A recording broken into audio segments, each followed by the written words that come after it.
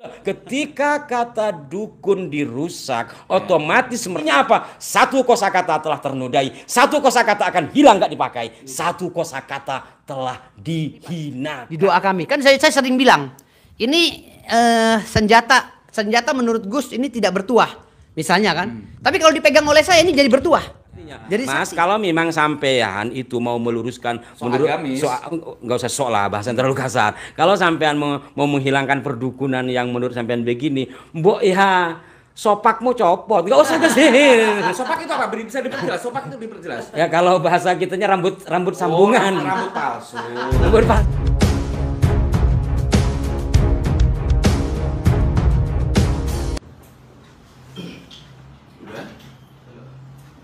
Ganti-gantian ininya.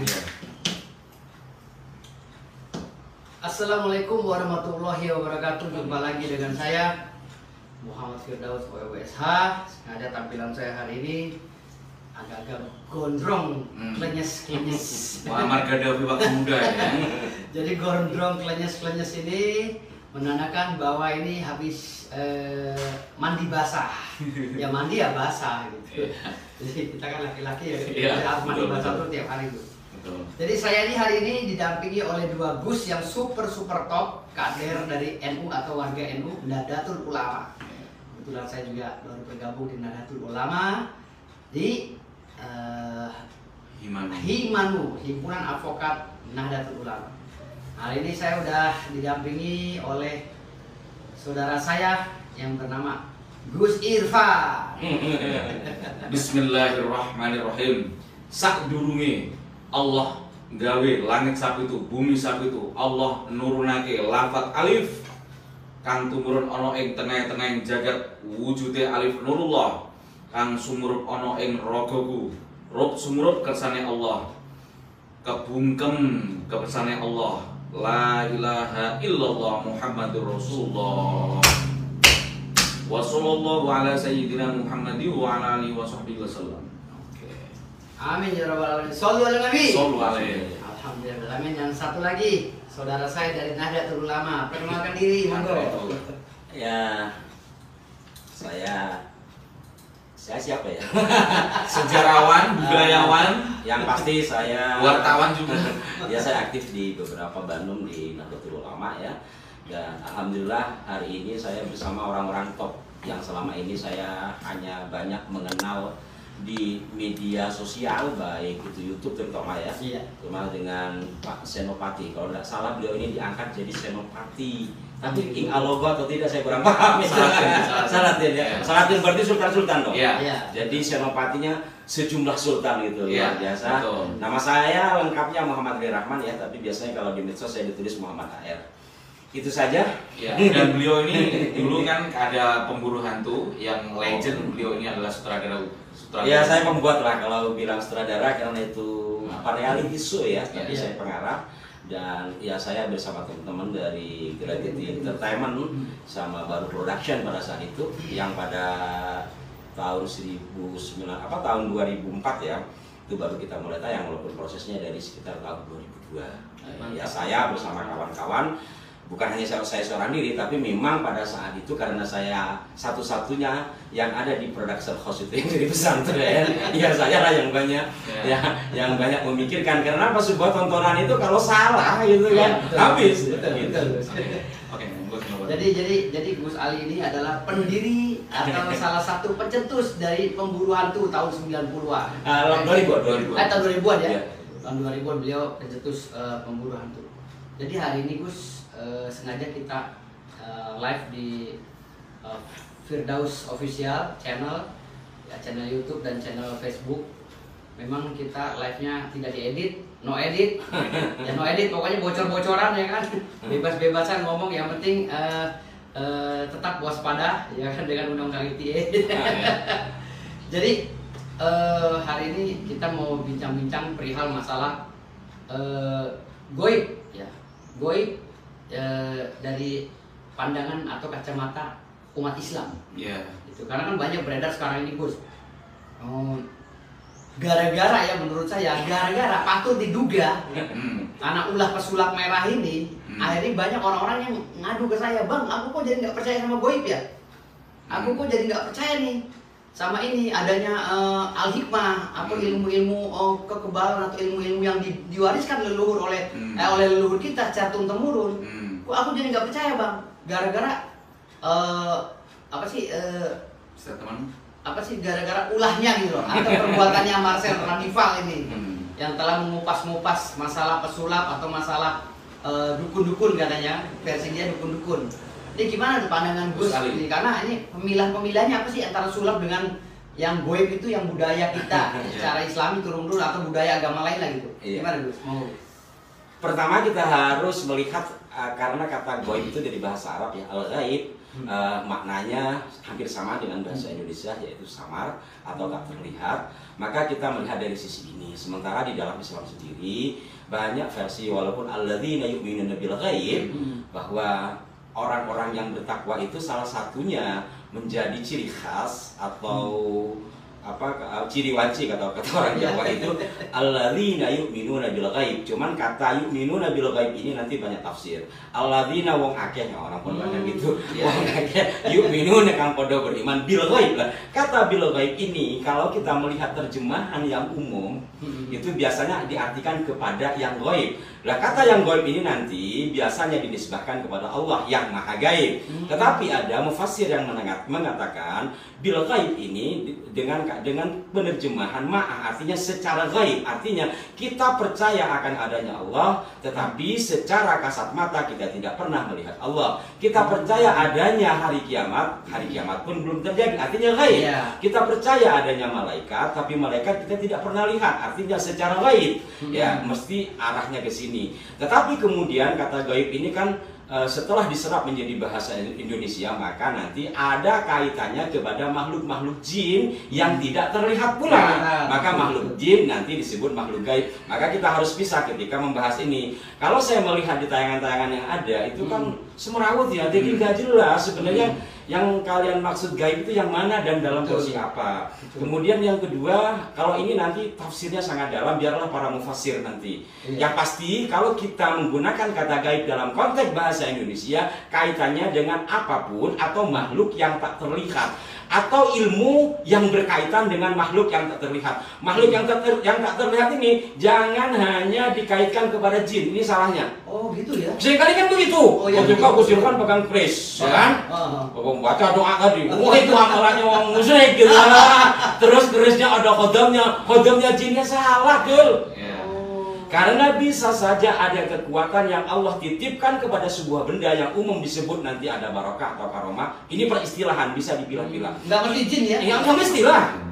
Kalau kiai saya bilang kan di kulli syai'in malakun, segala sesuatu ada malaikatnya. Setiap bacaan bahkan ada malaikatnya. Kalau gitu, kalau umpamanya kita ngaji di kitab Khazinatul Asrar ya. Artinya tolonglah dipilah.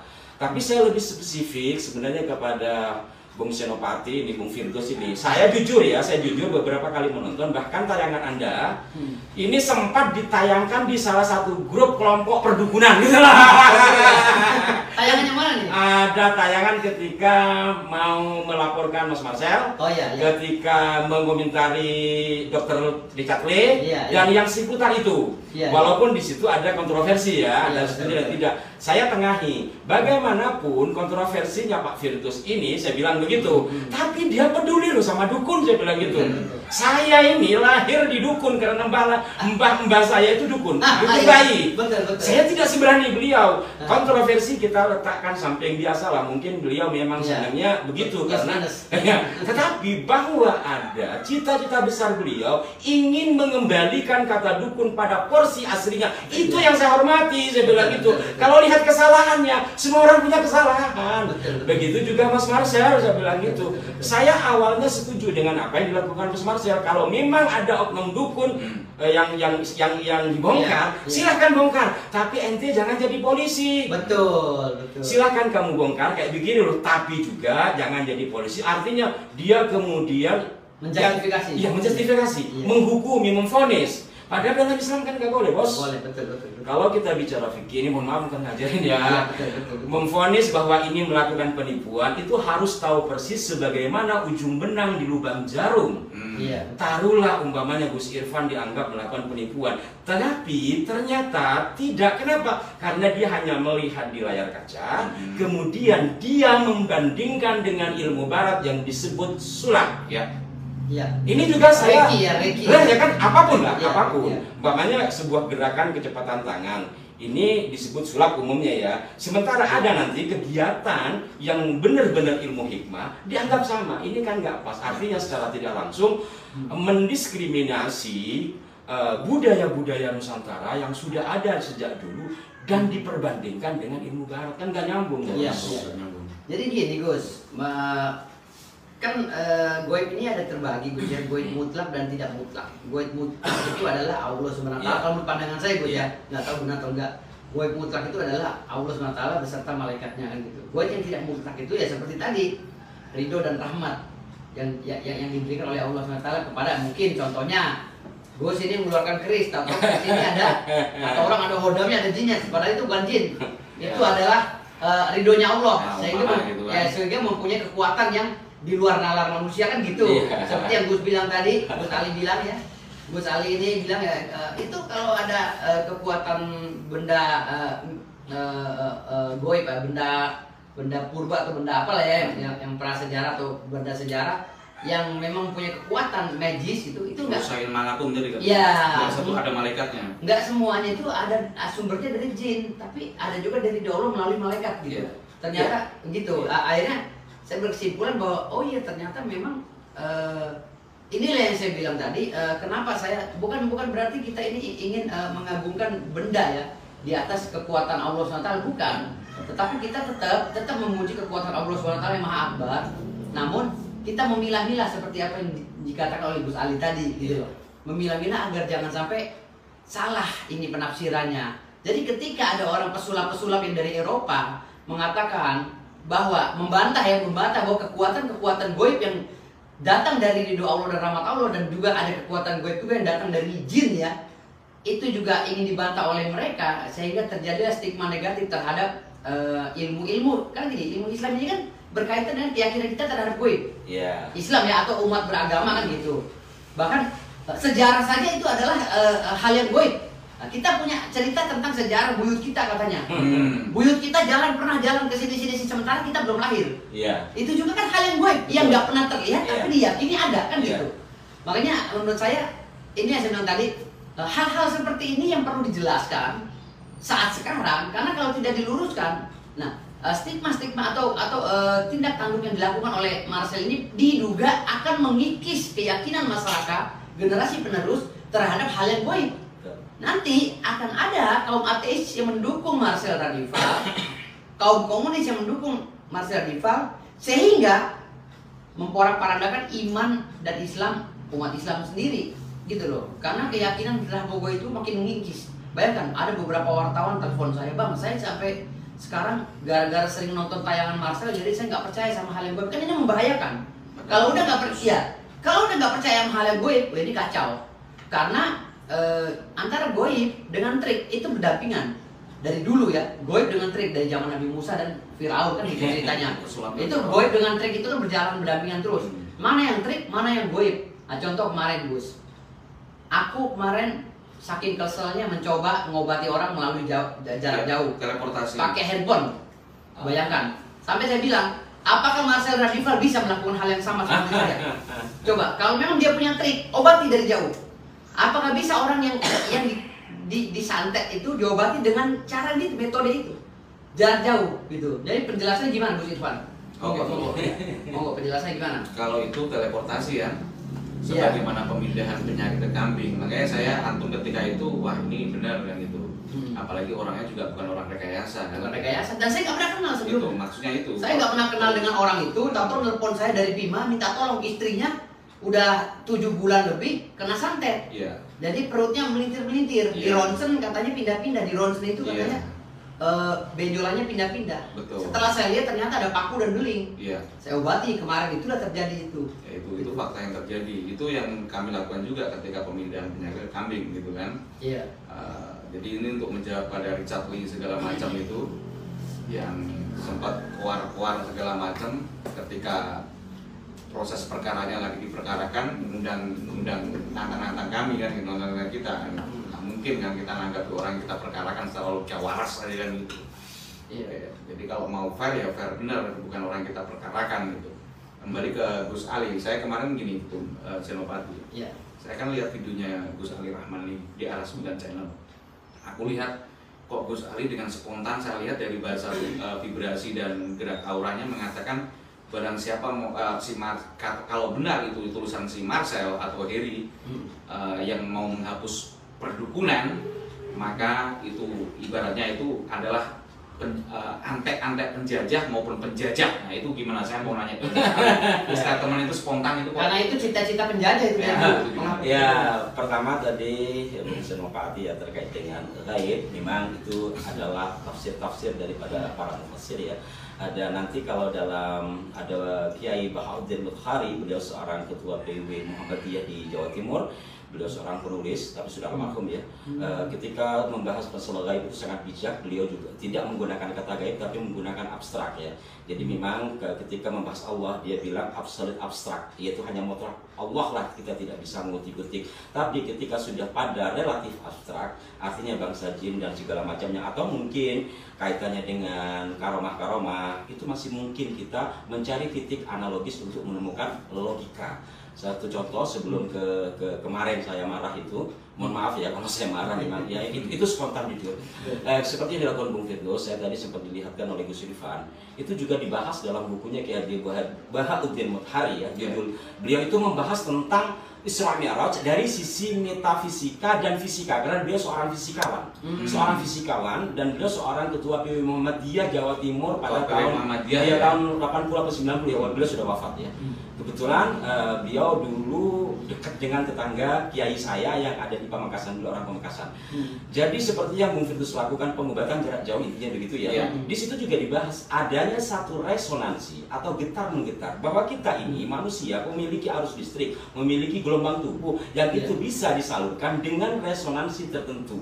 Jadi secara ilmiah walaupun mungkin tidak mutlak eksak, tapi setidaknya mengarah kepada eksak. Ini dilakukan hal-hal seperti ini diteliti di luar negeri. Saya pernah melakukan riset lah sama teman-teman yang ngerti IT dulu. Tapi di sini malah dianggap itu klinik. Oh gitu. Kayak gitu. Kayak sampai ngebagian jarak jauh. Itu bohong lah. Paling juga pakai jin kan gitu. Padahal itu ada resonansi getar menggetar. Resonansi itu getar menggetar. Di sini juga sedikit saya sampaikan dari teori Ki Haji Bahdan Mudhori, bukan teori saya. Kenapa jin tidak bisa dilihat oleh mata? Indra ya, karena mata batin berbeda nanti. Ya. Karena gelombang jin itu teramat pendek, lebih pendek dari gelombang mata, sehingga tidak terjadi resonansi. Analogi kepada pengobatan jarak jauh seperti itu. Kenapa Bung Firdaus bisa dari sini sampai ke Bima? Ya. Karena beliau mungkin, saya nggak tahu yang tahu kan dia, dalam kondisi yang nyaman, hatinya nyaman, terus ketika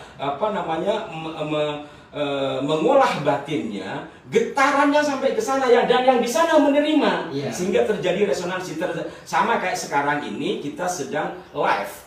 Kalau di sini sinyalnya buruk, nggak mungkin bisa. Kenapa? Tidak ada getar menggetar. Itu ya, ini saya fisika iya, ya. Nah ini diteliti, sementara di sini udah langsung bohong, klinik. Padahal di Barat itu ada kampusnya ya. Nah, iya. Dibikin kampus klinik ya, dibikin kampus. Artinya apa? Ayolah saudaraku gitu. Kita ini gudangnya mistik dan klinik, saya bilang gitu dulu. Tapi kita tidak pernah mau berpikir bahwa kekayaan itu bisa dioptimalkan dan menjadi sesuatu yang ilmiah dalam konteks eksak. Iya. Nah, kembali dari sini ini kaitannya nanti kepada bukan marah sebenarnya. Kemarin itu begini ya. Ketika saya membaca buku sejarah tentang Sumpah Pemuda, itu buku diterbitkan 1974, yang menulis itu diantaranya adalah pelaku-pelaku Sumpah Pemuda. Ternyata tidak gampang untuk kita memiliki bahasa yang kemudian disebut bahasa Indonesia. Kongres Pemuda pertama itu 1926 memutuskan atau merancang, belum memutuskan. Yang pertama ya. Yang pertama. Di situ ketuanya adalah seorang Madura bernama Muhammad Tabroni. Ya. Muhammad Tabroni ini bersama Pak Yamin pada saat itu, Muhammad Yamin dari Sumatera ya, mengharapkan, merumuskan, udahlah kita semua ini biar bersatu, jadinya bangsa Indonesia. Terus kita bertumpah darah di tanah apa? Tanah Indonesia. Ketika sudah mencapai bahasa, di situ terjadi perdebatan karena setiap orang pasti ingin. Mungkin kalau seorang Madura pada saat itu ikut gitu, saya pengen bahasa Madura tapi jadi bahasa nasional. Jadi bahasa nasional. Atau orang Bima pengen bahasa Bima. Ya gitu. Kemudian Pak Yamin menyampaikan yang cocok itu bahasa Melayu. Untuk ke depan bahasa Melayu ini lebih bagus karena sekarang sudah kemana-mana. Lalu si Pak Madura tadi, Pak Matabroni, bagaimana kalau tanah airnya Indonesia, bangsanya Indonesia, kok bahasanya Melayu? Kan gak nyambung. Terus bagaimana? Ya sudah bahasanya Indonesia, walaupun unsur-unsurnya menggunakan bahasa Melayu. Dasar-dasarnya. Lah iya gitu. Dari sini kemudian 2 tahun kemudian bos, 1928 baru diputuskan Sumpah Pemuda dengan 3 kalimat itu, dan itu pun penuh dengan strategi dilakukan oleh Muhammad Yamin sebagai sekretaris. Ya. Jadi itu kan terjadi rapat 3 kali di 3 tempat. Intinya ketika rapat terakhir itu baru disodorkan naskah itu, mengaku kami putra dan putri Indonesia mengaku bertumpah darah yang satu tanah Indonesia. Kami putra putri Indonesia mengaku berbangsa satu bangsa Indonesia. Yang ketiga kami putra putri Indonesia menjunjung bahasa persatuan bahasa Indonesia. Ini sama Pak Yamin dengan strateginya disampaikan rapat menjelang akhir. Kenapa? Kalau dia bahas ketika rapat-rapat pleno, pasti itu perdebatan ribut lagi. Maka ketika menjelang akhir diserahkan, kemudian terjadi diskusi kecil lalu diputuskan. Inilah yang membuat hati saya terhenyak ketika saya berkali-kali dikirim oleh teman-teman ada tulisan yang mana di situ tergambar tulis Mas Marcel, di atasnya ada Marcel Production dan datang ke anggota MPR yang menghapus perdukunan. Dukun itu bahasa Indonesia. Itu saya mohon maaf ya, saya muncak. Ya Allah, untuk mendapatkan bahasa Indonesia itu perlu waktu bertahun-tahun. Iya betul. Dan Pak Tabrani itu sampai kuliah ke Jerman. Tetapi beliau tetap menjunjung bahasa persatuan bahasa Indonesia. Satu di antara kosakata Indonesia itu dukun. Dan saya konsen pada kata dukun bukan barusan, sejak lama. Bahkan ketika saya Pagar Nusa sama Gus Irfan dulu ya, ketika di Pagar Nusa dibuat satu departemen ketabiban, saya usul, saya tidak sebut ke kiai saya, Kiai, kenapa departemen ketabiban Kiai? Kita kan silatnya aja harus tradisional, bahasanya ya harus yang tradisional lah. Apa Gus Ali? Menurut saya departemen perdukunan. Di NU loh, di PPNU lantai 7. Padahal Nadatul Ulama. Iya. Nadatul Ulama melegalkan dukun. Dari situ, tapi begini akhirnya terjadi, ya tetap kan saya tidak harus ngotot kan. Pada saat itu akhirnya terjadi diskusi karena memang ternyata idiom-idiom yang banyak dipakai di kalangan pesantren itu adalah idiom Arab. Ya dukun-dukun juga, tapi kita menggunakan idiom Arab, tabib gitu loh. Kayak gitu. Jadi bahasa diperhalus aja sama. Sama aja. Tujuan utamanya apa? Herbal. Iya, herbal. Ya kan? Suwo, nyembur-nyembur. Bahasa Arabnya rukyah. Terus patah tulang. Itu kan dukun patah tulang, dukun suwo, dukun sembur. Cuman kita perhalus menggunakan idiom yang biasa digunakan di pesantren, yaitu tabib. Podol ya podo ae dukun-dukun. Loh, ketika kata dukun dirusak, otomatis mereka yang berprofesi sebagai dukun akan terusik atau dia malu untuk mengatakan diri sebagai dukun. Artinya apa? Satu kosakata telah ternodai, satu kosakata akan hilang gak dipakai, satu kosakata telah dihinakan. Itu yang membuat saya jujur terketuk hati. Ya mohon maaf, saya karena dari dulu saya begitu. Satu kata itu susah, Pak. Satu kata itu susah. Coba kalau satu kata ngambek, kata makan ngambek, sampai nggak akan makan karena nggak pernah keluar kata makan. Begitupun juga dengan kata dukun. Ayolah, saya bilang gitu. Karena ini juga menyangkut dari teori-teori penjajahan untuk menghilangkan budaya-budaya baik budaya luhur para leluhur pelan-pelan bisa dikikis melalui menjelek-jelekkan katanya. Dan ini secara teori dalam konteks sejarah kita bisa dilihat dari bagaimana cara Belanda merusak kata dukun kemudian melarang perdukunan bayi. Itu. Jadi begini Gus, memang kan pada tahun 1700-an ya. Belanda ini kan udah mencoba mengalihfungsikan profesi seorang tabib ya. Tabib ini menjadi seorang dokter kan gitu tahun 1700 kalau saya. 1971 ya. Kalau 1700 menurut penelitian di orang Inggris. Iya. Jadi kan orang-orang Eropa ini kan mulai memasukkan budayanya. Bagus sih, memang bagus, ya kan? Karena ada yang tampak dan tidak tampak kan gitu. Akhirnya dijadikanlah materi pengobatan mereka itu ala-ala Eropa, sehingga dibangunlah rumah sakit, dibangunlah sekolah kedokteran dan lain-lain, sehingga saat ini orang banyak yang berpikiran modern ya untuk berobat ke rumah sakit. Kita bagus banget. Cara-cara Eropa juga tidak salah kan gitu. Namun budaya dan tradisi yang ada di negara Kesatuan Indonesia yang dulunya Nusantara ini juga nggak boleh dikikiskan. Contoh, satu kata untuk menyematkan satu kata di dalam kalimat ya di dalam bahasa Indonesia itu susahnya bukan main, dipungut. Kenapa? Untuk mencapai kata makan saja. Kalau kata orang Sunda kan dahar, ya kan tuang. Kalau kata orang Jawa mangan, kalau kata orang Bima ngaha. Satunya untuk menyepakati satu kata saja, kata makan saja. Ini kita nih udah berdarah-darah ya, udah sepakat nggak kata makan ya, nggak mangan ya, nggak ngaha ya, oke siap makan. Itu untuk merangkai atau menyatukan bahasa-bahasa dalam rumusan Kamus Besar Bahasa Indonesia itu nggak gampang, butuh bertahun-tahun untuk merangkai satu persatu agar satu visi dan misi gitu loh. Namun gini Gus, ada pemahaman yang salah tentang dukun karena telah mengeneralisir. Saya juga tidak menyalahkan Marcel Radival sebenarnya. Saya tidak menyalahkan Marcel Radival. Kenapa? Karena memang ada di dalam Kamus Besar Bahasa Indonesia itu tertulis dukun yang tidak diperkenankan ada di Nusantara, yaitu dukun santet. Dukun santet dan dukun klinik kan itu yang tidak diperkenalkan di Nusantara. Satu, kenapa tidak dibenarkan di Nusantara? Yang pertama, kita ini adalah orang-orang yang mayoritas Islam. Nah, ketika ada hal yang berbau-bau goib yang melenceng, itu dibilangnya musyrik dan syirik kan gitu. Kita tidak bisa salahkan itu. Kita artinya Marcel Radival juga sebenarnya bagus, tapi yang menjadi munculnya delik aduan ketika dia mengeneralisir. Gitu. Di situ kan. Ya. Maka dukun itu kan begini ya. Termasuk kaitannya dengan kitab kuning. Iya, gini. Maksudnya ketika masih kalau dalam ilmu pesantren itu mudhof-mudhofil itu.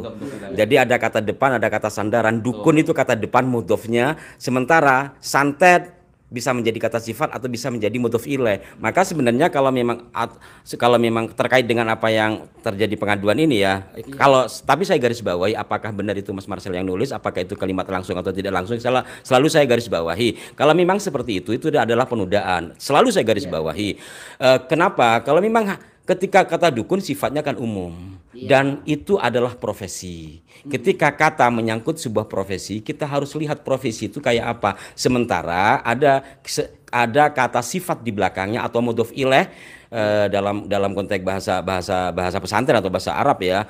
Umpamanya dukun suwo, dukun mantra, dukun patah tulang, dukun bayi, dukun santet. Seumpamanya Mas Marcel mengatakan dukun terawang, dukun peramal, saya tidak ada masalah. Dukun peramal tarot gitu ya. Ya enggak, dukun peramal kan termasuk tarot itu Bang. Ya kalau bicara peramal sih semua hal ya. Bukan malah kolaborasi dengan peramal. Lah di sini ini juga yang menjadi agak aneh ya. Ini tadi terkait dengan masalah kata dukun dan kata setelah dukun atau kata yang disandarkan mudhof ilaih atau bisa menjadi kata sifat. Ya, seperti itulah. Kemudian kalau di antara bukan hanya Mas Marcel ya, banyak kawan-kawan sebelumnya yang mengaitkan, yang merendahkan perdukunan, tetapi membiarkan peramalan. Sebab kalau kita bicara ramalan seperti yang ada di dalam yang fatwa MUI ya 2005 tahun 2005 itu kan jelas man ataka hinan au arrafan fasaddaqahu bima yaqulu faqad kafara bima unzila ala Muhammadin sallallahu alaihi wasallam. Artinya, tapi sayangnya di sini MUI ini juga saya sampaikan, saya diskusi juga dengan salah satu, saya tidak perlu sebut ya, salah satu kiai di MUI, mohonlah kiai kata kahin, bahkan di fatwanya itu ditulis kahena atau kuhena, itu perdukunan. Saya sampaikan kiai, jujur saya sebagai orang Indonesia tidak setuju kata kahin diartikan dukun. Kenapa? Karena ini sebuah profesi yang terjadi pada masa Rasul atau mungkin di masa jahiliyah. Apakah sama dengan yang ada di sekarang? Itu yang pernah juga saya sampaikan. Artinya sekarang kata kahin yang diartikan dukun kita taruh. Kata arrofan tidak hilang, Bos. Ya. Kata peramal ini dalam apa? Tapi nanti dalam tafsir kan macam-macam arti peramal ini. Tapi setidaknya arrofan jelas-jelas diartikan peramal. Sementara peramalan yang ada di negeri ini entah apapun bentuknya, saya tidak perlu sebut. Ramal politik gimana Gus Ali? Lah inilah nanti yang kemudian akan menjadi rancu. Apa bedanya meramal dengan apa cara meramal? Terus apakah nanti orang membedakan antara prediksi dengan ramalan. Secara umum yang namanya ramalan itu mengira-ngira sesuatu yang belum terjadi. Para pemerhati politik apakah itu masuk ramalan? Disinilah yang kita harus bijak lah. Saya tidak akan jauh ke sana, tapi setidaknya menjadi perhatian bagi mereka, termasuk juga bagi beliau-beliau mengartikan dalam hadis man atakahinan au arrafan, sementara arrafannya jelas-jelas peramal, sementara kahin diartikan dukun. Tetapi di arrafan ini kayaknya tidak seperti diskriminasi terhadap kata kahinan. Iya. Ngerti nggak kira-kira ya? Paham. Jadi begini Gus, sebenarnya gini, ini menarik nih. Jadi gini, jadi sebenarnya pada zaman Rasulullah SAW ya membeda-bedakan antara profesi dukun, peramal dan pengobat, ya kan? Ya kahin lah, kalau dukun ini kan kahin dulunya kan? Enggak, Pak, penyihir, sorry, penyihir kahin, lalu peramal ya arofan ya. Arofan peramal, lalu dengan si tabib tadi. Kan ada tiga kosakata sebenarnya ini yang digabungkan menjadi satu profesi di Kamus Bahasa Indonesia, akhirnya menjadi makna yang multi tafsir jadinya kalau menurut saya. Kenapa bilang makna multi tafsir? Karena dibilang dukun, tukang santet ini ya ini kahin. Dibilang dukun juga iya ini sekarang menurut Kamus Besar Bahasa Indonesia ya, dibilang dukun juga ini tukang urut, iya dukun juga. Kan ada 9 kategori atau 12 kategori itu yang ada di dalam makna bahasa Indonesia tentang dukun tadi. Ada dukun santet, dukun urut, dukun tulang patah, apa segala dukun bayi ya. Jadi itu digabung antara arofan, kahin dan tabib. Tabib ini pengobat tradisional zamannya Nabiullah Muhammad SAW. Yang dilarang oleh Rasulullah SAW didekati adalah kahin, penyihir, kan gitu. Lalu arofan juga dilarang didekati, juga. Ya kan? Karena juga. Arofan dengan kahin ini dilarang karena peramal dengan si penyihir ini juga tidak dianjurkan karena Rasulullah pada saat itu juga pernah disihir melalui rambutnya kan begitu. Oleh orang-orang kahin kan gitu. Tetapi oleh bangsa Indonesia ini melalui katakanlah intervensi Eropa lah gitu kan. Dibuatlah dukun ini diambil dari kata dukon. Dukon yang diambil dari bahasa Yunani tempo dulu. Dukon itu adalah penyihir kan gitu. Oleh orang Indonesia karena pada saat itu tidak diteliti dengan baik, dukon itu kalau menurut orang Eropa itu adalah penyihir, diiyakanlah. Dijadikanlah kamus besar bahasa Indonesia dukun. Dukun itu diambil dari bahasa Yunani loh, dukon. Lalu di orang-orang Indonesia nih melalui Belanda diiyakan. Oke. Masukan dari Belanda gimana kalau kata pengobat ini atau tabib ini menjadi dukon. Nah, makna dukon itu mereka tidak pelajari secara spesifik. Dasar dukon itu dari negeri Yunani sana. Akhirnya diiyahin oleh orang Indonesia, diketuklah palu itu sehingga terjadilah bahasa dukun. Padahal maknanya itu ada 3 makna di situ. Satu, makna dukun itu sendiri adalah tabib, ya, yang dimaksud dari dukun beranak, dukun urut, dukun sangat pultung apa segala itu. Yang kedua, dukun santet, ya kan, dukun klinik. Yang ketiga, peramal, arofan. Nah, 3 makna ini digabungkan dalam satu kosakata. Akhirnya inilah yang menjadi polemik. Sehingga ketika ada orang seperti Marcel Radival, dia bilang dukun itu nggak benar. Dukun ini dukunnya mana? Tidak menyebutkan bahwa dukun santet itu nggak benar. Nah, itu baru benar, tidak kena pasal, tidak kena delik. Tapi ketika dibilang dukun itu semuanya cabul, dukun itu penipu. Nah, ini yang jadi delik. Dukun yang mana? Gitu, itu yang maksud saya. Nah, ini pemahaman saya pada saat kata dukun ini diajukan di kongres atau di perumusan tentang bahasa Indonesia oleh pendiri bangsa Indonesia termasuknya Kiai Haji Tabrani itu tadi. Ya, inilah yang saya bilang tadi menjadi multitafsir ketika dukun ini digabungkan, istilahnya digabungkan tiga bahasa tadi dijadikan satu kosakata di bahasa Indonesia gitu loh. Akhirnya multitafsir yang saya bilang tadi. Ketika Marcel bilang dukun itu cabul dan penipu, dukun yang mana? Dipastikan keluar Islam. Nah, dipastikan keluar yang Islam. Kalau keluar gaib, Islam yang mana? Inilah yang saya bilang tadi. Nah, akhirnya makin kesini dia bikinlah Marcel Official Show, ya kan? Dengan menampilkan kekuatan-kekuatan dan dia memberikan perbandingan bahwa kalau orang main tradisional apa yang dari Maluku itu bambu gila atau apa? Oh, bambu gila itu sebenarnya tidak ada hodamnya, katanya. Ini triknya hanya ini doang. Coba bagi, kan bayangkan kacau kan? Sampai Debus Banten katanya makan beling ini biasa saja. Saya juga bisa begini-gini. Saya akhirnya karena melihat itu kesel saya. Ya, kita yang dari kecil ini sudah dekat dan lekat dengan budaya-budaya kegoiban seperti itu kan. Akhirnya saya bilang, ya warisan para kesultanan, para leluhur. Kita juga para sultan ini memenangkan kemerdekaan Republik Indonesia ini dengan berdarah-darah ya, dengan penuh kekuatan. Bayangkan melawan senjata mutakhirnya Belanda dan VOC, kita bisa menang hanya bermodalkan itu tadi budaya leluhur, ilmu goib sebagian kan gitu. Iya, makanya ketika Marcel Dival bilang ini ada perbandingannya, ini keris nggak berguna nih, oke. Saya pengen sekali-sekali, ya kemana udah saya tantang Marcel, coba kamu lakukan hal yang sama, kamu obatin orang melalui media handphone seperti saya. Itu orang demi Allah, itu saya nggak pernah kenal orang itu. Tahu-tahu telepon karena konstituen saya di Nusa Tenggara Barat, dia peduli dengan saya, dia telepon, tolong Dae, bisa nggak Dae sembuhkan istri saya kena santet udah lama. Oke, coba saya coba. Itu dalam kondisi siang hari jam 11. Termasuk memindahkan kalau perlu. Jam 11 siang saya obati itu, teriak. Lalu orang stroke tadi malam saya obati juga, ya perlahan-lahan walaupun nggak langsung sembuh. Stroke udah lurus kakinya tadi malam, hanya media jarak jauh, gitu kan? Nah, suatu saat saya pengen banget ya ada pertandingan, misalnya si Marcel kan hebat nih, katanya ini makan beling nggak kenapa-napa, ngerobek-robek ini tangan nggak kenapa-napa. Cobalah ditonton sama TV gitu kan? Saya hanya duduk di situ, Marcel atraksi, gitu. Si Marcelnya atraksi, saya hanya duduk di situ.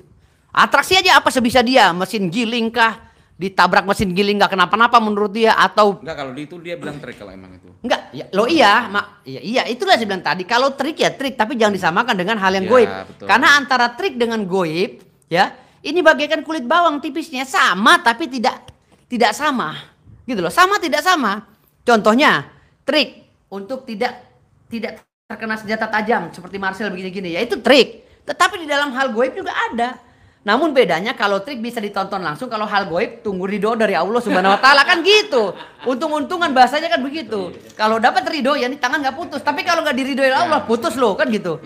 Nah tetapi setrik-triknya pun Marcel Radival, saya pernah menantang dia ya di satu live saya. Coba Marcel, kamu undang TV, kamu lakukan hal yang konyol menurut saya. Makan beling di depan saya, belingnya bener-beneran, goloknya bener-beneran, ya. Berapa kali pertunjukan dalam tempo 1 jam? Kalau kamu nggak kenapa-napa, berarti saya kalah. Saya bilang begitu. Nggak apa-apa kamu bilang itu trik, saya ngiris-ngiris badan, leher-leher ini trik, nggak apa-apa. Karena begini, saya pernah nonton satu pertunjukan ya, orang-orang yang kebal ini, yang adalah satu. Jadi saya pernah di pasar itu nolong orang. Orang itu diganggu oleh preman pada itu. Wah, preman itu begini-gini badannya. Mana yang berani mas saya berani. Tapi dengan nggak sengaja saya baca doa-doa kesultanan kami gitu kan. Saya baca doa kesultanan itu robek tuh badannya. Jebol. Karena dengan doa itu senjata yang tadinya tajamnya cuma 1 kali lipat itu bisa jadi 1000 kali lipat di doa kami. Kan saya sering bilang ini senjata menurut Gus ini tidak bertuah misalnya kan. Tapi kalau dipegang oleh saya ini jadi bertuah, jadi sakti. Itulah yang saya bilang kalau menurut orang syariat ini tidak ada apa-apanya. Tapi kalau orang makrifat kita pegang begini, ini jadi bertuah, bisa terbang, gitu loh. Bisa 1000 kali racun kobra ininya. Contoh kayak kembang ini. Kembang ini kalau kita petik, ya, ini hanya kembang biasa. Tetapi kalau kita jadikan senjata, kita lempar, bisa putus leher orang. Ini cerita-cerita yang saya bilang antara makrifat hakikat dan syariat itu tidak bisa digabungkan. Makanya saya bilang saya ingin banget nonton satu pertunjukan satu pertunjukan yang menunjukkan kekuatan-kekuatan, akhirnya nanti ada yang celaka. Saya hanya nonton aja, gitu. Ya jangan ke situ lah. Iya, tadinya gitu. Saya tadinya enggak nih untuk Marcel. Kalau menurut gini Iya. kita bagaimanapun tetap bersaudara ya. Iya. Saya marah itu dalam konteks karena saya tidak tahan setelah saya membaca betapa perjuangan yang besar gitu ya. Iya. Jadi jangan terlalu juga kita menyudutkan. Jadi kalau momennya saya dianggap kayak tadi, ya itulah luapan hati saya yang masih insya Allah masih Indonesia gitu kan. Iya. Artinya janganlah kita juga sama seperti yang kita nasihati gitu. Artinya tetap kalau saya sebagai orang NU ya mencoba berusaha tawassuti ya, artinya moderat, tetap ada di tengah. Sekali waktu pun kita tidak sejalan dengan orang lain, tapi bukan berarti membenci personalnya. Tapi kalau terus berlanjut seperti yang dilakukan, nah ini perlu kita memang untuk mengingatkan lebih keras. Mungkin tindakan Bung Firdaus sudah benar dengan jalur hukum, nanti kan ketemunya di hukum. Tapi kalau secara pribadi begini, ya ujungnya jadi kembali ke abad. Iya kan, janganlah. Apa yang saya katakan tadi semuanya itu ya kita saling mengedukasi. Saya punya kelemahan, Anda punya kelemahan, siapapun punya kelemahan itu kita isi bareng-bareng untuk keindahan negeri ini kan begitu. Terutama jangan gerus budaya. Kalau kita kait lagi kepada umpamanya Banten Debus ya. Debus ini tidak lepas dari kisah perjuangan penyebaran Islam. Lah kemudian dilecehkan. Lah ya saya tidak akan berusaha untuk tidak membenci kepada si peleceh. Tetapi setidaknya jangan-jangan dia nggak paham gitu. Maka kita memberikan pemahaman, Bos. Debus itu beda dengan sulap walaupun mungkin ada beberapa sisi yang sama. Kan begitu? Mungkin ada beberapa sisi yang sama tapi tidak ansih, maka jangan disamaratakan sehingga ini dianggap trik ataupun penipuan gitu loh. Kadang di luar konteks ini kita tarik ke belakang, ternyata budaya ini dulu dipakai oleh Kesultanan Banten untuk menyebarkan Islam. Ini kita pegang bahwa ini tradisi baik. Kalau ke belakang umpamanya ada oknum-oknum tertentu yang melakukan kesalahan dalam teori Debus sehingga tidak sama ketika masa Banten, kita kasih peringatan. Bukan kita ngajak ngomong baik-baik gitu. Bukan lantas, wah itu saya juga bisa.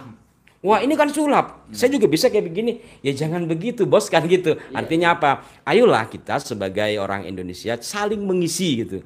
Tapi kalau tetap gak selesai-selesai, bahkan dalam tanda petik nyari gara-gara gitu ya. Ya mungkin cara Bung Firdaus sudah benar dengan cara seperti itu. Tapi kalau saya secara pribadi, saya berharap ayolah kita majukan budaya kita apapun bentuknya. Dan kita, orang Indonesia, budayanya memang tidak akan lepas dari hal-hal yang bersifat metafisik. Kayak tadi, ini bisa jadi bisa menjadi senjata. Nanti dari pihak aliran tertentu akan mengatakan itu sihir. Lo kok ngerti sihir? Dikendalikan oleh jin. Padahal kelompok inilah yang biasanya mati-matian mengatakan bahwa manusia tidak mungkin melihat jin. Tapi dia sudah biasanya kan begitu. Tapi dia orang paling pertama akan memvonis bahwa itu menggunakan jin. Tapi katanya kamu orang nggak bisa melihat jin. Lo tahu ini dari jin dari mana? Lah kan di situ. Padahal itu adalah satu kekuatan apapun bendanya dengan kekuatan doa tertentu. Tentu atas izin Allah akan menjadi satu senjata. Tanpa itu, contoh ini kan sudah bulan November. Bulan November ini lekat dengan kisah pahlawan ketika perjuangan 10 November dari sebelumnya ya, dari mulai hari ini kan sudah mulai terjadi gejolak di Surabaya. Nanti ada kisah yang sangat terkenal Kiai Haji Abbas Buntet. Ya kan sebagai ketua Hizbullah. Sebagai Kiai Sepuh NU dan beliau adalah ketua Hizbullah. Ya, Hizbullah itu adalah pasukan perang khusus para kiai-kiai. Nanti Hizbullah punya pasukan khusus namanya Sabilillah. Dan beliau menurut beberapa kisah, satu diantaranya tertera dalam buku Resolusi Jihad yang ditulis oleh seorang sejarawan ya. Hasil dari penelitian beliau mewawancarai orang yang mengikuti Mbah Yai Abbas, itu beliau menggunakan bakya. Ada nanti versi lain menggunakan kalung. Jadi nanti wallahu a'lam bukan alu. Alu itu adalah sesuatu yang keluar ketika beliau duduk di bakya gitu ya. Jadi alu itu adalah barang yang keluar ketika beliau berdiri di atas bakya. Satu versi. Versi lain mengatakan beliau menggunakan tasbih. Terlepas mana versi yang paling benar, setidaknya sama-sama menyaksikan kesaktian dalam tanda petik Ki Haji Abbas Buntet dalam mengalahkan penjajah. Bayangkan pada saat itu Indonesia merdeka baru 3 bulan, ya kan, Agustus, September, Oktober, November, 3 bulan lah kurang lebih. Bagaimana persenjataan kita? Sementara dibombardir oleh pasukan sekutu yang multi internasional, kan multinasional kan? Sekutu itu bagaimana bisa mengalahkan? Tapi faktanya disinilah kekuatan-kekuatan yang ada seperti Bung Firdaus tadi katakan, bahwa bunga pun dengan doa tertentu bisa menjadi kekuatan atau senjata. Maka jangan lantas, oh, itu masih sihir. Lah disinilah menurut saya, ayolah kita berpikir lebih lunak. Kita orang Indonesia, jadilah orang Indonesia. Pelajarilah sejarah-sejarah orang tua kita sehingga tidak mudah menyalahkan, bahkan merendah-rendahkan. Karena perendahan atas sebuah budaya akan menghilangkan kebanggaan kita atas budaya itu. Lalu hilang bentuk budaya. Itulah salah satu teori penjajahan menurut teori Jurilina. Kan begitu. Coba saya menambahi. Jadi kalau masalah bongkar-bongkar trik segala macam, ini 2017 kapan-kapan di konten ini di Firdaus Official atau apa. Ini nanti kita bongkar. 2017 jauh sebelum Marcel, saya pribadi sudah membongkar trik tentang kekebalan. Ya, itu 2017 nanti ada videonya. Jadi kita betul-betul di sini nih, kita bertiga ini betul-betul objektif berdiri di tengah. Ada oknum dukun maupun pesulap yang kebablasan, nanti kita kritik bareng-bareng. Saya nggak butuh tengah, saya nyerang Marcel. Oh gitu. Saya begini ya. Sampai di tengah. Oke. Kalau bicara oknum, ya bicara oknum itu yang selalu saya garis bawahi. Pokoknya musuh saya Marcel udah. Wah, ini udah harga mati beliau. Kita hargai. Luar biasa nih semuanya beliau. Oknum dalam hal apapun kan ada oknum. Karena udah menghina dukun kan, saya nggak terima itu. Iya. Makanya musuh utama saya, kalau nggak di penjara, ya Marcel harus menerima akibatnya nanti. Iya, ini ya, kembali ke tadi bahwa kemarin kan di sebuah tulisan yang diduga itu kemungkinan tulisan Marcel di Marcel Production itu ya, Pesulap Production, PT Pesulap Production. Marcel kan bicara tentang agamis, rasionalis atau apa kawan kan. Ngomong agamis, padahal kan hukum sulap aja menurut beberapa kitab kan juga diharamkan, bahkan mendapatkan itu juga diharamkan. Kalau saya teringat analogi ya. Umpama saya pengen menangkap maling ini Gus Ali ya. Saya kan tidak mesti jadi maling gitu loh. Tapi saya cukup mempelajari ilmu maling gitu kan. Tidak besar dari profesi saya sebagai maling. Ini analogi yang lain gitu loh. Nah, ini menurut Gus Ali bagaimana? Iya, dengan senopati. Ya, ini senopati. Dengan Gus Ali. Ini menurut Gus Ali bagaimana yang dia dikit-dikit agamis padahal dia sendiri teriak-teriak seperti itu tapi melakukan hal yang haram. Ah, itu gimana itu? Ya di video saya juga sudah katakan ya, kalau memang mau agamis stoplah sesuatu yang satu kontroversi itu ikhtilaf bahasa Arabnya. Ikhtilaf itu terjadi perbedaan pendapat. Mayoritas ulama fikih mengharamkan sulap. Lo itu kan nggak menggunakan jin. Lah memang nggak menggunakan jin. Apa alasannya diharam? Menggemari sulap juga sebagian nggak boleh. Ya kita satu-satu ya. Alias mensubscriber sulap itu juga nggak boleh. Kita satu-satu. Kalau saya tidak ke sana ya. Saya bukan fuqaha. Saya tidak berani untuk. Saya tidak ingin seperti Marcel juga yang menjustis pesulap. Kalau dia menjustis dukun, nanti kita menjustis tidak. Bahwa ada pendapat di sejumlah kitab. Salah satu kitab itu Sibkut Tibri fi Ahkamin Nadhamis Syihri. Di situ dijelaskan bahwa semua sulap. Nanti kalau penasaran silakan cari kitabnya sendiri aja ya. Saya di sini kan nggak ngaji. Ya judul kitabnya nanti mungkin bisa kalau di Google ada tuh Sibkut Tibri fi Ahkamin Nadhamis Syihri. Silakan bahasa Indonesianya sendiri. Di situ memang dikatakan haram sulap itu. Yang disebut nanti sulap itu sama dengan sihir gitu kan. Apa yang disebut sama itu? Jadi mengilusi mata, mengilusi pandangan. Itu sihir dan itu sulap, artinya haram hukumnya. Bahkan uangnya pun haram gitu loh. Ini pendapat sejumlah ulama yang tertera dalam kitab-kitab ulama, bukan pendapat saya. Saya tidak berani menghukumi. Saya bukan fuqaha, nggak boleh menghakimi. Bahwa pendapat ulama seperti itu. Lah kalau mau agamis, saya bilang kemarin, ya jangan main sulap mas, wong itu mayoritas ulama menurut kitab ini haram kok gitu. Agamis sih sokonti kan gitu. Ini kan apa namanya menasehati lah gitu ya. Tapi saya tidak mengatakan haram menurut saya. Menurut beberapa pendapat ulama dalam sejumlah kitab, satu kitabnya saya sebutkan tadi. Apa yang menjadi sebab keharamannya? Satu, tidak ada manfaatnya. Kedua, tasyabuh dengan perbuatan orang, mohon maaf, non muslim. Saya tidak sebut di video itu karena takut jadi kontroversi. Tapi memang salah satu alasan itu. Kedua, tasyabuh dengan sihir yang asli. Iya, menyerupai. Sehingga mayoritas ulama menghukumi haram. Menurut pendapat kitab itu menghukumi haram, sehingga belajarnya pun haram, berprofesi juga haram, uangnya pun haram.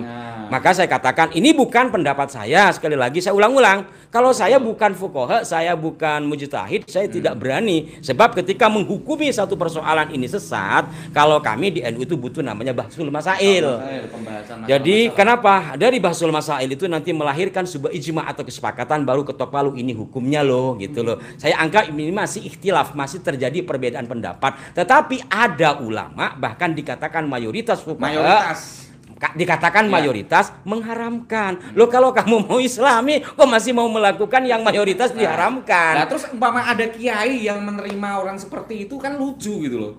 Kiai yang mengkritik dukun, padahal dukun yang kita konten dukun yang tidak melanggar syariat kan, itu mau menerima seperti itu. Dibela lagi. Kiai yang mana itu? Ya, daerah ya dekat-dekat kita. Ya saya tidak berani menerima. Ya, tapi kenapa nggak mengkritik sulap gitu loh di situ? Mestinya kan begitu ya. Mestinya kan begitu. Saya tadi sama Bung Firtus juga kan ada, walaupun saya ngomong langsung begitu, saya saya menyampaikan, bukan bantahan, tapi meluruskan. Mestinya ya harus meluruskan. Artinya, Mas, kalau memang sampean itu mau meluruskan nggak usah sok lah, bahasa terlalu kasar. Kalau sampean mau menghilangkan perdukunan yang menurut sampean begini, mbok ya sopak mau copot, nggak usah ke sini. Sopak itu apa? Bisa diperjelas. Sopak itu diperjelas. Ya kalau bahasa kitanya rambut sambungan. Rambut palsu. Rambut palsu itu kan kalau betul. Ya haram juga toh. Fasik, orang fasik. Ya di antara hasil ngaji saya sopak itu menyambung rambut. Ya kalau bahasa kitanya mungkin wig mungkin.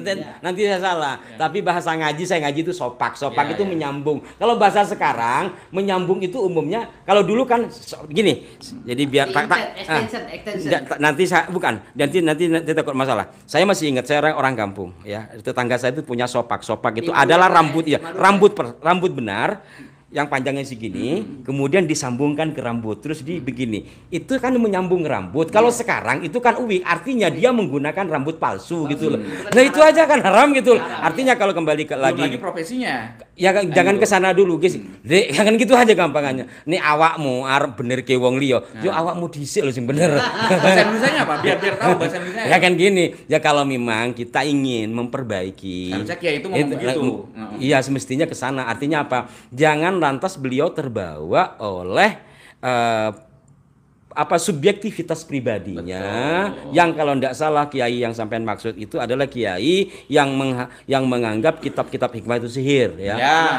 Ya, maka menurut saya karena sudah ada level sama kayak teori metafisika tadi, sudah terjadi resonansi di antara mereka. Artinya ada kesamaan level pemikiran, maka dibiarkan. Disinilah mungkin konsep walaupun yang dibicarakan itu juga sebenarnya tidak salah. Malah yang di depan mata dia bersalah kan? Lah mestinya kan ke sana. Gajah di depan mata nggak tampak, semut di seberang mata dibahas, padahal belum tentu benar. Ya kan kulil haq walau kana murran itu kan memang susah ya. Kasihan santri-santrinya ya. Lah saya nggak ke sana lah, saya nggak ke sana. Coba gini Gus. Benar, saya paham, saya bersependapat dengan bahasa Gus bahwa si Marcel ini datang ke salah seorang ustadz atau kiai membicarakan tentang halal haramnya dukun kan gitu. Katanya dia ingin membenahi iman orang Indonesia kan gitu, ingin meluruskan iman orang Indonesia biar agamis kan gitu. Agamis kok pakai wig, belum lagi profesi. Agamis kok pesulap kan, itu ada di dalam firman Allah atau di dalam hadis itu lah dikupas. Bukan di firman ya di hadis atau apa ya, artinya itu ya kalau Fir'aun kan kaitannya di Quran. Ya itu nanti kaitannya dengan sihir. Ini enggak yang beliau bahas itu kan. Beliau yang bahas itu kan wig itu adanya kan di kitab-kitab fikih. Artinya gitu. Ya itu saya langsung aja kuliah hak walau kana marron. Salah. Artinya apa? Artinya apa? Ya kalau ingin membenahi ya kita dari diri sendiri. Artinya saya ingin membenahi bahasa Indonesia, makanya saya jarang menggunakan bahasa Inggris. Bukan saya nggak ngerti, tapi saya nggak bisa. Artinya apa? Ya kita berangkat dari diri, ingin membenahi. Pertama sudah sudah menuduh dukun salah. Kedua sudah merusak bahasa Melihat jin Indonesia. dipastikan keluar dari Islam, padahal penyataan Imam Syafi'i terjemahnya nggak begitu. Itu polemik dari dulu. Makanya. Polemik dari dulu ketika saya masih di pemburu hantu. Itu sudah sebenarnya sesuatu yang klise tapi sekarang diangkat lagi gitu. Dan ya salah-salah juga ujungnya. Aku tuh kadang-kadang ya kalau menggunakan emosi, goblok tenan itu kalau saya lagi boyong ngaji. Bener. Ada jadi kotoran di masjid korek-korek ya. Ya enggak, memang kita ini jangan-jangan hanya dibuat ribut untuk sesuatu yang remeh-temeh. Goblok sampai gitu loh kadang-kadang. Kita ayolah berkarya, ayolah berbuat yang baik. Ini aja dulu nggak selesai-selesai. Makanya satu lagi Gus Ali, satu sisi dia membongkar namanya oknum namanya Mas Samsudin, tapi satu sisi dengan yang tayangan hantu-hantuan dia kolaborasi gitu loh. Sama-sama gaib, ini kan aneh gitu loh. Akhirnya boleh Ini, ya makanya aneh ini. Apakah nanti pemirsa nggak bisa membaca ini keanehan ini ada apa? Jadi gini Gus, sebelum kita akhiri diskusi kita, Gus, sampean pernah lihat waktu acaranya Anies Baswedan? Gus Ali. Enggak, Gus oke. Irfan, waktu acaranya Pak Anies Baswedan, itu saya rasa ada orang yang ingin ada dukun atau apa yang pawang hujan yang ingin menggagalkan acaranya Pak Anies. Betul. Berapa kali Gus tak usir hujannya Gus? Dipindahkan. Ya dipindahkan berapa kali Gus? Ya ada 2-3 kali lah ya. Hujan itu udah besar belum Gus waktu saya pindahkan? Udah deras belum? Hah? Hujan itu Sepersekian iya. detik pindah kan? Makanya. Gelap itu berdecak kagum kan? Betul. Kenapa? Subhanallah. Betul. Jadi saya bilang tadi, kekuatan doa itu ya sama dengan kekuatan goib. Saya tuh hanya berdoa pada Allah SWT. Mudah-mudahan acara Pak Anies ini tidak sampai bubar gara-gara hujan. Hujan itu udah besar. Sepersekian detik saya stop. Saya pindah. Bener nggak Gus? Betul. Hah? Saya saksi. Sepersekian detik pindah. 3 kali. Dalam tempo 3 jam 3 kali datang. Saya pindah lagi, saya pindah lagi. Betul. Akhirnya acara Pak Anies selesai. Nah nanti saya nanya Gus Ali tentang aura antum. Ya. Aura antum bagaimana? Lalu saya bilang apa Gus Ali, ya? pada saat itu? Gus, hujan ini cuman sampai selesai acara ini saya bisa berhentikan. Setelah selesai acara Pak Anies ini yang ada di balai kota, Nggak tanggung jawab. saya nggak tanggung jawab karena bekal besar. Iya. Kita capek pulang juga. hujan nggak? Iya, hujan. Pas kita pulang selesai Pak Anies hujan Pas nggak? selesai itu hujan. Hujan gede kan? Hujan. Sampai lama kan? Iya, ini. Nah, itulah saya bilang tadi, itu makna daripada doa tadi. Iya. Kalau orang nggak percaya itu, saya saksi kuncinya. Iya. Makanya sekarang saya coba praktekkan. Ayo, saya buka ini ya, saya pengobatan dari jarak jauh. itu gimana itu? Ayo. Coba pemahamannya gimana tuh, Ya. Gus? Gitu. Oke, kalau itu saya jadi saksi langsung ya. Nanti saya tanya Gus Ali. Gus Ali kan pernah bisik-bisik ke saya tentang aura beda antum dengan yang lain. Nanti biar Gus Ali. Kalau saya kan udah keseringan ngomong. Enggak, aura saya enggak usah dijelaskan. Enggak, aura super aura trust sesuatu itu nggak bisa dibohongin. Udahlah, orang sultan itu ya gini Gus. Nah, biar Gus Ali yang ngomong. Sultan itu kan satu ganteng turunannya, kedua sakti, ketiga cerdas. Ya kan? Biar Gus Ali. Ya kan? Yang keempat koyo-royo kan gitu. Ya kan ini mohon maaf. Lah iya, ya ini kan ya kalau turunan sultan ini kan emang bacaannya paseh. Kalau yang tahu tuh bacaannya pasti akan berhasil dunia dan akhirat kan gitu. Makanya saya bilang tadi di sini, kalau Marcel bilang goib itu ramah enggak, karena musuh saya Marcel sampai sekarang. Tadinya saya hanya pengacara dukun, sekarang jadi musuh utamanya Marcel kalau saya gitu. Marcel Radival. Iya, makanya saya sebenarnya nggak boleh kan, tapi saya karena udah kesel ya saya coba tunjukin karena dia nunjukin juga. Nah sekarang saya tanya, apakah Marcel bisa melakukan hal itu? Saya yakin nggak bisa. Hujan segitu lebatnya saya pindahkan, lalu matahari itu keluar kembali, ya kan? Awan yang gelap tadi Dan pindah, dalam waktu sekian detik. Sering seret. Gitu. Okay. Artinya di sini kita kalau berbicara pada Allah Subhanahu Wa Taala secara vertikal, insya Allah kita bisa mengetahui apa yang diinginkan oleh alam, tapi melalui bacaan-bacaan kita kan gitu, bacaan doa yang jelas yang sesuai dengan Al-Quranul Karim kan gitu. Nah makanya ketika Marcel ataupun tradisi yang nggak melanggar syariat, walaupun dengan cara-cara yang berbeda kan gitu. Kalau Marcel Radival bilang nggak ada itu, ini trik, coba pindahin hujan, trik nggak? Coba kamu ngobatin orang melalui handphone, bisa nggak? Saya tantang dia.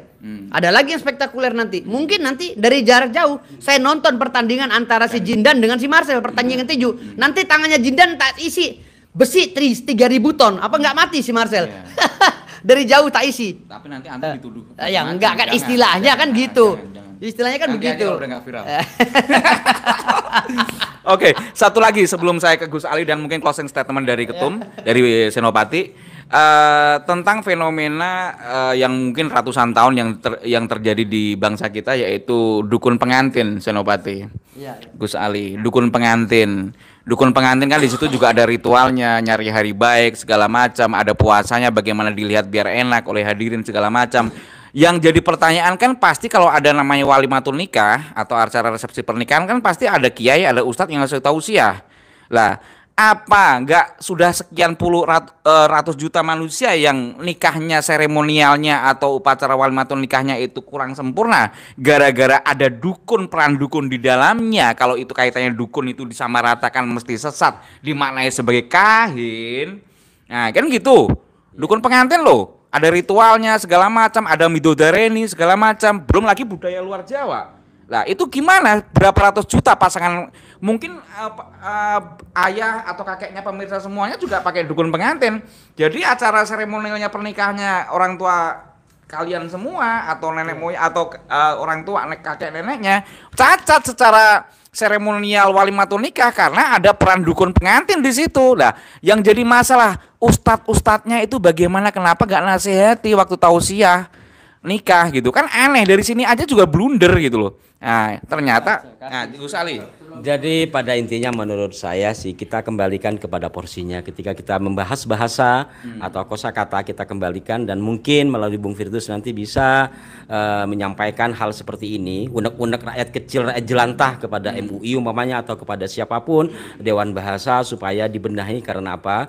Kalau terkait dengan asal kosakata tentu banyak versi seperti dikatakan Bung Firdaus tadi dari kata apa Yunani ya, yang saya tahu itu dari Persia. Tapi itu adalah versi, artinya terserah. Tapi bahwa kata itu menjadi bagian dari keluarga besar bahasa Indonesia, itulah yang kita harus hormati dan jangan direndahkan, karena perendahan suatu kata itu akan mengimbas kepada pelaku kata itu atau profesi.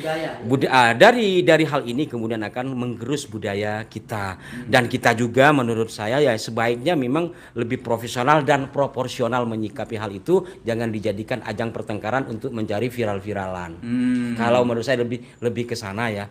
Karena semua ilmu itu ada. Bung Firdaus tadi mengatakan tentang pemindahan hujan itu udah biasa kan? Biasa. Kenapa kemudian dibilang yang macam-macam? Saya juga pernah melakukan walaupun saya tidak ahli, tapi pernah alhamdulillah Allah buktikan itu, karena suatu waktu itu kan perlu juga dilakukan. Artinya ilmu semua yang dibahas dari tadi itu semua hal yang sudah dilakukan dan tidak ada persoalan. Begitu juga dengan kosakatanya. Hanya saja kemungkinan ada orang-orang yang memang tidak memahami sejarah, kemudian dia hanya baca sekilas, atau jangan-jangan dipakai oleh kelompok tertentu untuk merusak sejarah dan tatanan ini, kemudian mengacak-acak dan meracuni anak-anak milenial yang memang belum mengetahui itu. Ini yang mungkin perlu kita antisipasi. Saya pikir ke sana. Ini untuk oleh-oleh dari Gus Ali. Paku itu ada yang terbuat dari roti atau coklat nggak? Paku yang dimakan itu, Gus Ali? Oh, yang sulap. Nah, yang saya sulap. dulu pernah ya punya teman akrobatik. Saya pernah benar. punya teman akrobatik ya, orang Cina, dan dia bisa jalan di atas. Kalau jalan di atas paku dia benar, dia menggunakan peringan. Jadi yang pakai trik itu malah nggak bisa, tetap luka. Tapi dia menggunakan pengganti tubuh bisa. Tapi ketika mecahin botol dan makan paku itu bahannya bukan roti, yang saya tahu gula. Gula kan? Gula. Jadi bahan gula. Haya, mati aku lah kalau pakai begitu, aku masih ingat banget tuh. Lo terus kalau wangko kemarin aku itu lo mah dari gula Bapak. Coba saya lihat bahannya. Ini nggak dibuka Marcel masalahnya. Masalah kan seolah-olah bisa memindahkan penyakit sama si Richard Lee. Nah, tapi untuk masalah paku nggak dibongkar Marcel. Ya itu kan memang. Kita bongkar di sini. Ya memang yang namanya sulap. Kan ya hanya orang bodoh barangkali yang mempercayai kalau itu beneran. Namanya untuk yang sulap. hal-hal yang masih langka itu nggak dibongkar dia. Ya memang yang saya tahu. Gitu. Artinya yang saya tahu bahwa alat-alat seperti paku, botol, ini teman saya yang akrobatik, mungkin yang lain tidak. Tapi dulu saya pernah dari situ saya membuktikan. Akhirnya saya datang ke Magic Shop. Ya bener ada kok. Diceleduk, jadi celeduk. Aku dulu di kebun jeruk kan. Aku diceleduk. Bener ada memang. Dari gula ya. Dari gula. Maka itu trik sehingga ketika dimakan gitu. memang nanti kan mereka pinter ya. Kalau saya nggak bisa menggunakan kecepatan tangan gitu itu yang maunya dipaku, nih paku yang mau dipaku ya, itu paku beneran dengan kecepatan tangannya kan bisa mengganti paku yang gula dengan paku yang beneran. Ketika kayak gini nggak diungkap Marcel yang masalah kayak gini. Ya itu urusannya Bung Firdaus. Oke, saudara-saudara, itulah bincang-bincang kita bersama Gus Ali dari Madura Pamekasan. Ya, ini juga Bangkalan ya. Sunan Ampel juga. Oh ya, cucu Sunan Ampel ya. Pantesan sampai yang deket ya. Ini kan dari kita juga bersaudara ya, kan. Alhamdulillah. Dari Kanjeng Nabi. Alhamdulillah. Ini dari para cicit Sunan Ampel ya, alhamdulillah. Ini Gus Irfan, Gus Ali dari Madura. Kakek saya kok. Oh kakek ya? Jangan Oh, disebut oh kakek ya. Oke siap. Ini Gus Irfan ya dari warga NU dan saya juga dari Himanu, Himpunan Advokat Nahdlatul Ulama. Saya Cicit dari Sultan Ismail Muhammad Shah Bima. Ya Cicit kandung dari Sultan Ismail Muhammad Shah mengucapkan nggak usah. Orang udah tahu semua. Yeah. Saya mengucapkan terima kasih pada Gus, makasih banyak atas kedatangannya, kehadirannya. Para pemirsa juga terima kasih banyak. Ambil yang baiknya dari wawancara kami ini, buang yang jeleknya, simpan yang lucunya, biar kalian viral. Oke? Terima kasih banyak. Wabillahi taufiq wal hidayah. Wassalamualaikum warahmatullahi wabarakatuh. Shallu ala Nabi.